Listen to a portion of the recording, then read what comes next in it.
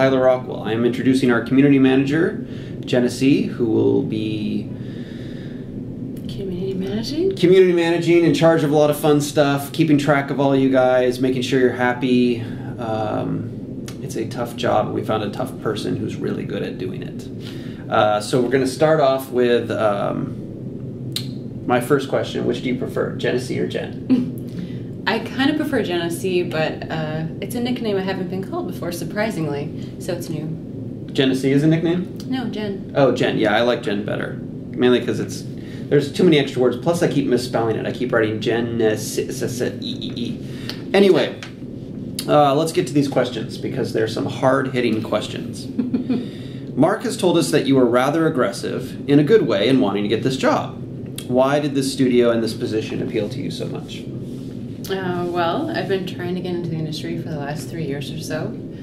First starting out essentially in podcasting, working my way to a couple other community management positions, but I wanted to find out more about the gaming industry from the inside and what everyone does, so I can kind of decide what I want to do when I grow up. And this is my method of, I guess, getting the inside look on some of those things. Well, now when you grow up, you're going to be drinking lots of Red Bull and working late. But that's only if I do my job poorly, so hopefully that doesn't happen. Yes. Hopefully it's quinoa and orange juice. Nice and healthy. Class it up. So before you came here, you were already an internet personality. How has this prepared you for doing your job as CM here? Well, when you have 3 podcasts of your own, you're essentially your own community manager. The gray area came out weekly for a long time.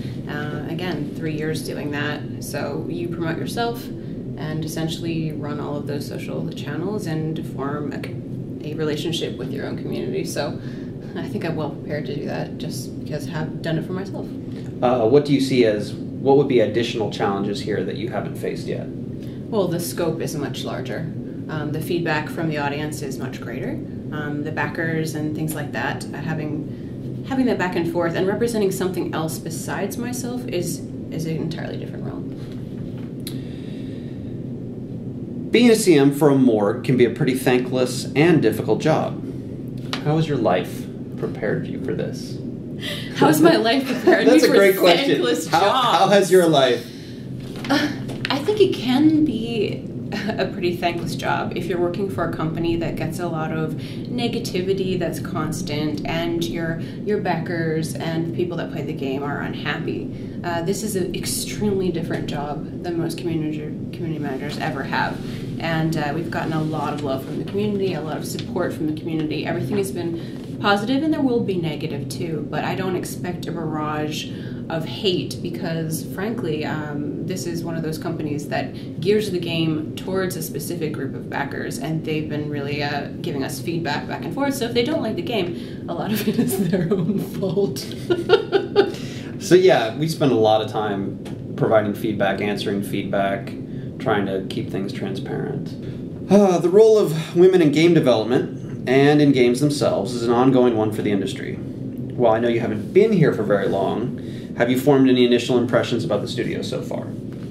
Yes, I'm a huge advocate of the concept of women in gaming. A lot of game developers, game designers have gone basically unsung for many, many years. And Kelly Santiago is one of my favorites personally from that game company. She's since moved on. I've spoken about this in panels and conventions and other things. So for me, it's a subject dear to my heart because I feel like all that creativity is not necessarily being appreciated and put out there in the public. This studio is extremely open to lots of different things. They're not looking for a cookie cutter. Mark has said before, I'm not looking for, a middle-aged white man to run things in some ways. And he gets very excited when he finds out different things about people. I think that's one of the things that gets you hired here is, oh, guess what? I have an alternative lifestyle, or I have a different race, or I'm a woman, or I'm whatever. Or I'm a woman. Whatever. It's kind of terrible that that's a different thing. Yeah, I guess it is. It is. It is a very male-dominated industry. Yeah, but you look, we have Sandra, we have Michelle, we have myself, and not always just in stereotypical roles of what a woman would be considered, ideal for. So Mark's very open about that whole, inclusiveness, and he gets very excited about differences. Yeah, he's always looking for something new and different. Yeah, in gaming and in people. Do you see your role as CM being an evangelist for the studio, or for the backers, or some combination of the above? I see it as that plus. Again, this is not your typical role of what a community manager is, which is essentially, let's just say first, I have great respect for community managers because I don't think they get it in the industry. And if you want somebody to interact with the audience and the players and the people that are actually doing this game, you need a community manager who is going to be that person who goes between, make sure everything's getting taken care of, make sure the studio communicates what they want to do, and that the people that are playing the game communicate back so that you have some kind of a circular feedback. Lots of times that's not something that's appreciated. This job is entirely different from that because Mark is not looking for a PR mouthpiece who's going to just put things in pretty words that are going to go out there and make everyone happy. You've heard Mark speak, and there's no way that I'm going to be able to put Mark in a box that is PR correct, nor do I want. So that's not an aspect of my job that's going to be an issue, really. So for me, being an evangelist for the company is not hard because this is a great company. I mean, it's not something I have to wrap up in a package with a bow and say, you know, you really should like this, even though underneath it's really sour. That's not an issue. And so I can evangelize the company as just speaking regularly. But yeah, the backers are essential. The backers are obviously the people that are going to play the game. Why make the game if there's no one to see it? And enjoy it. Right. What special skills do you possess that you believe will allow you to be a great CM for CU? I like people. I like people. I like to talk to them about big things and minutia. Also, I think I'm equipped to have that kind of public, let's go out there, let's go to conventions, let's plan things, let's have events, let's talk. You know, all of that I have experience with. So I think I'm bringing, a lot of, familiarity with public events and with being out there and excitement to this. So that's my special talent. Well, yeah, you've definitely brought that in. There's a lot of it. I mean, you come over to my desk and say, "Hey, can we do this? Can we do this? When can I do this?" That's great. That's good. I'm the Pinkie Pie. No. One of the things I will say is a lot of the people that we've hired here don't just sit at their desk. While we all work really hard, a lot of people are trying to figure out ways to make things better. Mm-hmm. And that's something we're always looking for. Mark's always said, one of the things that's appealed to me is Mark's always said, do what you want to do. If you want to write things, if it's any good, I'll take it. If you want to do art, if it's any good, I'll take it.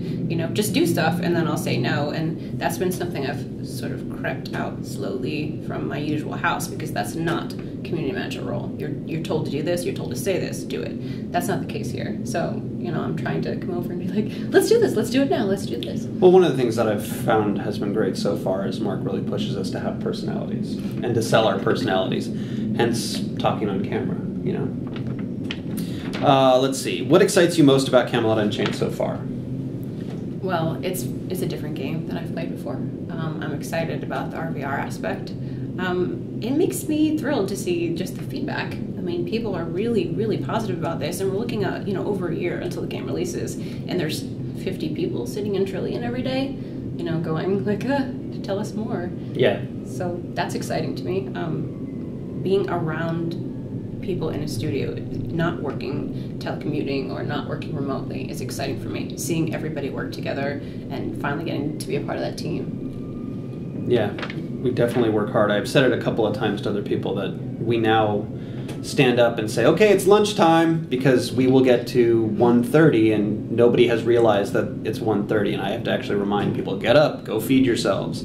Everybody does a very good job of heads down, working hard. It's currently lunch, and we are working. It's currently lunch, and we are working.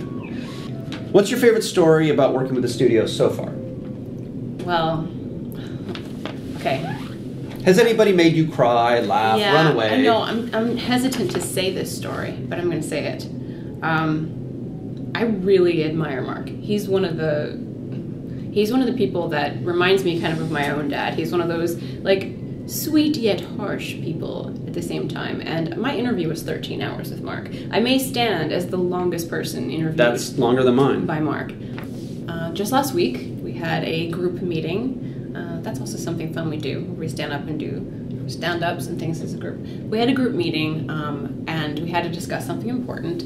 And instead of just making a unilateral decision like most bosses do, Mark sat down with everyone present. He explained the situation, he explained what was going on, and then he had us all vote, essentially, and say, like, are you okay with this, individually? And we had to go around and say yes, yes, yes. Or if we weren't okay with it, he would take it behind closed doors and we could talk about it. So he really cares about the people, in the studio and how they feel about things, because essentially we're all invested financially and work-wise and emotionally in the game. So it is very, much our game.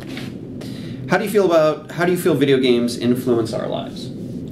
For me, not my first, but one of the impactful MMOs for me, after Anarchy Online, after all that, was World of Warcraft. And for me, the thing that was really necessary about the game was that I met a lot of people. I ended up being part of the officership of a guild, having those friendships online during times when you might have a situation in life that makes you really depressed, or you just don't have, the friends that are around, you're somewhere different. For me, I had moved and I wasn't close to anyone that I knew.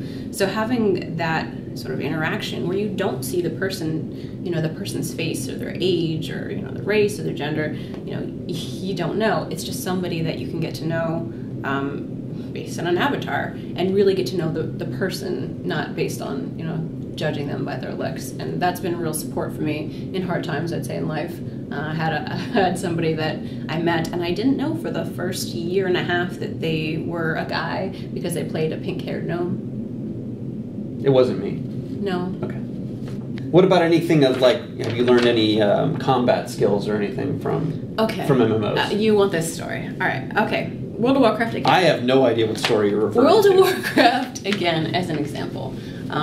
There comes a point where you play, so many hours in a game, and you realize, okay, I'm earning virtual money, I'm earning virtual items, this is not helping me progress in life, but I can take the same skills that I learned in this game and devote that to something that I want to do in life. For me, it was karate. I was like, well, I'm playing a Night Elf rogue. This rogue can do some amazing things. I love playing this rogue, but I can't really do a split, so why would, how is this going to help me? Well, here's motivation. I want to learn how to do some of these things in real life. I'm going to go take classes. I'm going to learn so that I can improve my actual physical body and not just my avatar. So that's been sort of an inspiration for me. That's actually a great example. Let's see.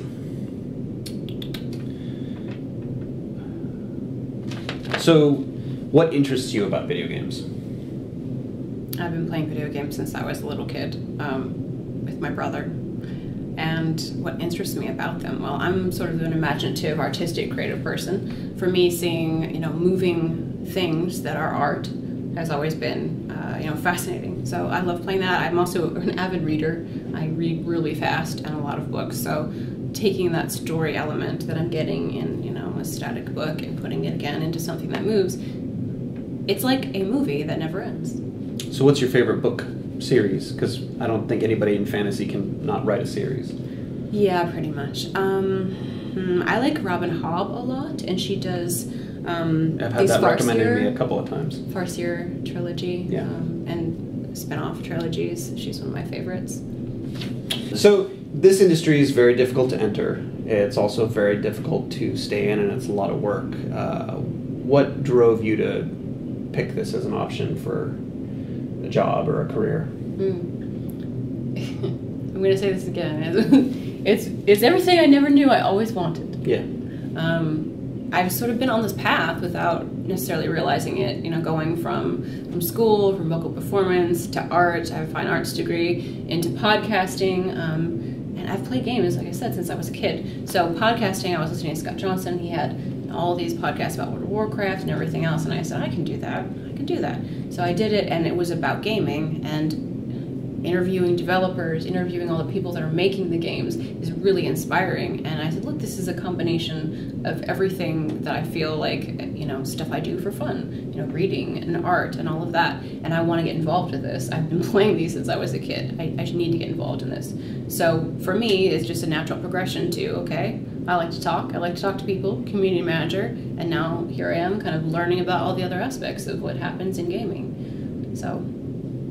And in our previous take of this question, you mentioned singing. So my question is we've got this, and you said something about opera?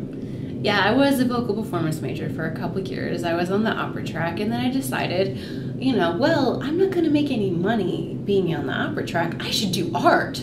Yeah, I had that same conversation with my parents. So my thought on this is, since we have banshees, you'd probably be perfect for whales and things like that. Sure. Yeah. Sure. I really want to do that, doing some of the voices in the game and doing some of the... Oh, yeah, I think everybody will get an opportunity to do that. Plus, we have some of our backers who got tiers that would include that, too. Let's see. So, how did you actually get hired here? Well, what was the happenstance occurrence? Well, about a year ago, Anna contacted me, and she said we're looking for a community manager, and some of the stipulations for time here and all of that were a bit different. So after I had that interview, which went really well, I liked Anna quite a bit, she said, well, we can't offer you this job because of those stipulations. And I said, I'm perfect for this job. You have to give me this opportunity. So I wrote a really ballsy email to Mark saying, you're losing out if you don't hire me, and this is why. And I guess Mark remembered that. I don't even remember what I wrote. But I guess Mark remembered it because this time around when CS State was looking for somebody, Anna emailed me and said, Mark likes your note. He's willing to make some concessions for your family. Hey, why don't you come in and have an interview? I did not know this. That's pretty cool. Yeah, but that's why it was 13 hours, because there has been some compromise. There were some fights, some hits, a black eye or two. But we ended up here. So, the last question here, which maybe we should have started off with first, is what is a community manager, at least in your perspective, and what do you think the kind of joys and difficulties of it are? I think traditionally a community manager is somebody who conveys the information that the company would like to send to the players and make sure that the players have feedback as far as what's working, what isn't, and just their general opinions about the game. You are the phone line, the liaison between the two, especially since a lot of companies are bigger and they need somebody to keep track of all that. Your job is to make the people that play the game happy, but at the same time make sure that you're conveying what the company has to say. So you are kind of that phone line between the two traditionally. And one of the things you've also been doing is really helping out with this whole streaming event too. You're our question and answer interviewer, costume wearer, yes, jack of all trades. Yes. And I think that's certainly one of the things that's consistent with this company is a lot of us have jack of all trades skills. I actually started out doing marine biology and then did art. And now you said art was going to pay. Marine biology. Yeah, I know. We had the same thought process. Well, actually, marine biology was not going to pay too well. And then I went into art, and then now I'm kind of a producer and an artist. So all of us actually have that. Scott, who's sitting behind the camera, he's actually an animator as well and does a lot of our video work. He's a secret RV lover. RVer. RVer. AV. I was totally lost on RVer. I was like, you're missing an R. RVR. He's a secret AVer. So yeah, that's about it. Jenesee Gray, our new community manager, who we have all quickly come to love, and you will see a lot more of her presence online. Yes, and hopefully you'll come to some of the events that I'm planning, because I have lots of futuristic plans. Opera singer, karate, and event planner. All right.